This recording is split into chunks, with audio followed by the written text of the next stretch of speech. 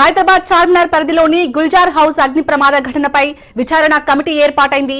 6 ఉన్నతాధికారులతో ఈ కమిటీని ఏర్పాటు చేశారు.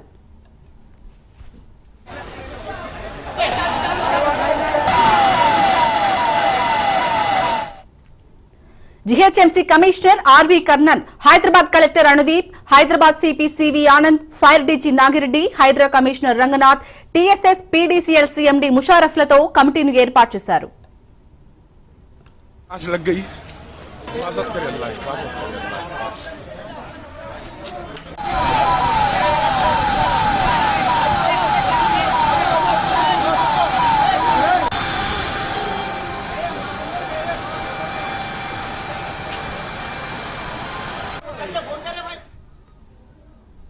ఇటు గుల్జార్ హౌస్ అగ్ని ప్రమాదంపై ఈ కమిటీ సమగ్ర విచారణ చేపట్టనుంది. భవిష్యత్తులో ఇలాంటి ఘటనలు జరగకుండా ఉండేందుకు ప్రతిపాదనలు ఇవ్వాలని ప్రభుత్వం స్పష్టం చేసింది. విచారణ నివేదికను సీఎం రేవంత్ రెడ్డికి కమిటీ ఇవ్వనుంది. ఇక ఈ నెల 18న గుల్జార్ హౌస్ లో జరిగిన అగ్ని ప్రమాదంలో 17 మంది మృతి చెందగా మరికొంతమందికి తీవ్ర గాయాలయ్యాయి.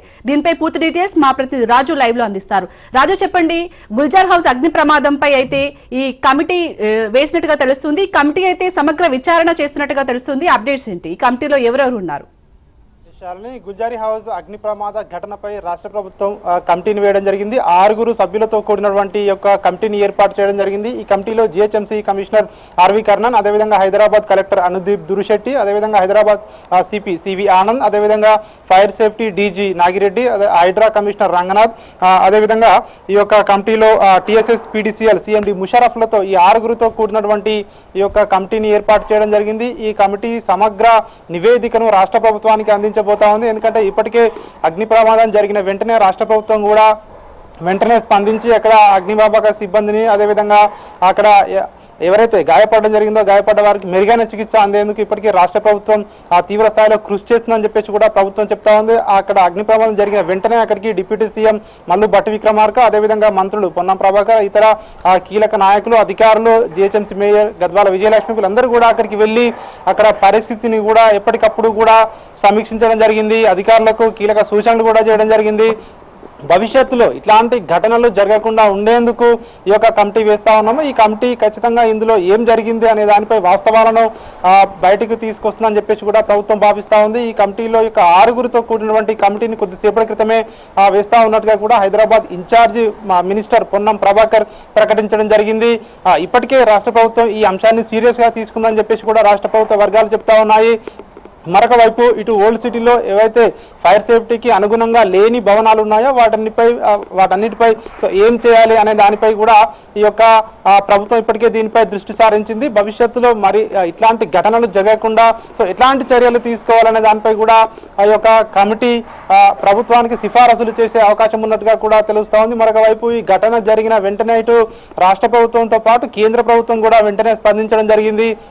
కేంద్ర ప్రభుత్వం కూడా మృతుల కుటుంబాలకు 2 లక్షలు, క్షతగాతులకు 50,000 ఎక్స్గ్రేషియా కూడా ప్రకటించడం జరిగింది. ప్రధాని నరేంద్ర మోడీతో సహా ఇప్పటికే చాలా మంది కీలక నేతలు కూడా కేంద్ర మంత్రులతో సహా కూడా వీళ్ళందరికీ కూడా మేము అండగా ఉంటామని చెప్పి కూడా చెప్పిన పరిస్థితి మనం చూసాము. రాష్ట్ర ప్రభుత్వం కూడా మృతులకు 5 లక్షల ఎక్స్గ్రేషియా కూడా ప్రకటించడం జరిగింది. ఈ యొక్క ప్రమాద ఘటనకు సంబంధించి నిజాలు బయటకు తీసుకురావడానికే ఈ కమిటీని ఏర్పాటు చేస్తా ఉన్నామని చెప్పి కూడా మంత్రి పొన్నం ప్రభాకర్ వెల్లడించడం జరిగింది. ఈ యొక్క కమిటీ ప్రధానంగా జిహెచ్ఎంసీలో ఉన్నటువంటి ప్రస్తుత అంటే ఇట్లాంటి ఫైర్ యాక్సిడెంట్లు ప్రతి సంవత్సరం కూడా సమ్మర్లో ఎక్కువగా జరుగుతూ ఉన్నాయి. సో ఇట్లాంటి వాటికి నివారణకు ఎట్లాంటి చర్యలు తీసుకోవాలి అనే దానిపై కూడా సిటీ ప్రజలకు ఒక అవగాహన కల్పించే విధానాలపై కూడా ఈ యొక్క కమిటీ అధ్యయనం చేయబోతా ఉందని కూడా చెప్తా ఉన్నారు. మొదటగా ఈ యొక్క ప్రమాదానికి సంబంధించి సో దానికి కారణాలు ఏంటి అన్న దానిపై మొదటగా ఒక నివేదికను రాష్ట్ర ప్రభుత్వానికి అందియబోతా ఉన్నట్టుగా కూడా తెలుస్తా ఉంది. ఈ యొక్క నివేదికను ముఖ్యమంత్రి రేవంత్ రెడ్డికి అందివ్వబోతా ఉన్నారు. నివేదిక వచ్చిన తర్వాత ముఖ్యమంత్రి రేవంత్ రెడ్డి, అదేవిధంగా deputy CM Mallu Bhatti Vikramarka cabinet లో దీనిపై చర్చించిన తర్వాత తదుపరి సో ఎట్లాంటి చర్యలు తీసుకోవాలి, రానున్న రోజుల్లో ఇట్లాంటి ఘటనలు పునరావృతం కాకుండా సో ఏం చేయాలి అనే దానిపై కూడా ప్రభుత్వం అయితే ఒక కీలక నిర్ణయం తీసుకుంటుందని చెప్పేసి కూడా ప్రభుత్వ వర్గాలు చెప్తా ఉన్నాయి. ఏదేమైనప్పటికీ ఈ గుల్జార్ హౌస్ లో ప్రమాద ఘటనలో 17 మంది మృతి చెందడం పట్ల దేశవ్యాప్తంగా కూడా చర్చనీయాంశమైంది. సో భవిష్యత్తులో ఇట్లాంటివి జరగకుండా ఉండేందుకు ప్రభుత్వం అయితే ఒక కట్టుదిట్టమైనటువంటి చర్యలు తీసుకునే అవకాశం ఉన్నట్టుగా కూడా తెలుస్తా ఉంది. అందుకనే ఒక హై లెవెల్ కమిటీని కమిటీని ఏర్పాటు చేస్తా ఉన్నామని చెప్పేసి అయితే ప్రభుత్వం ప్రకటించడం జరిగింది. సో చూడాలి మరి ఈ కమిటీ ఎన్ని రోజుల్లో నివేదిక ఇస్తుంది.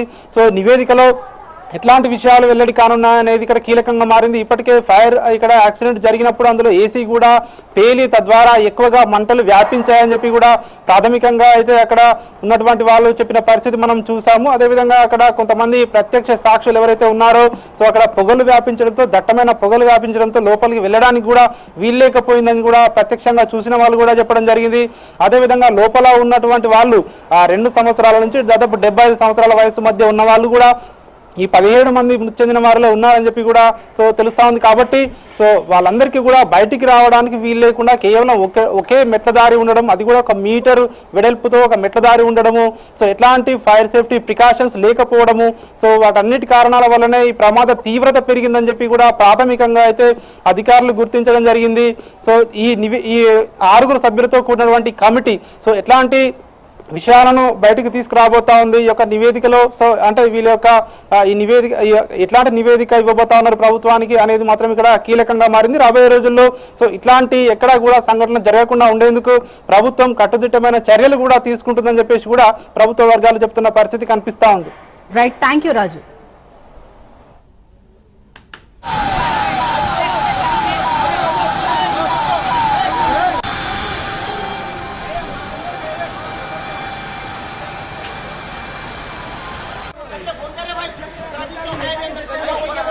जाले जाले जाले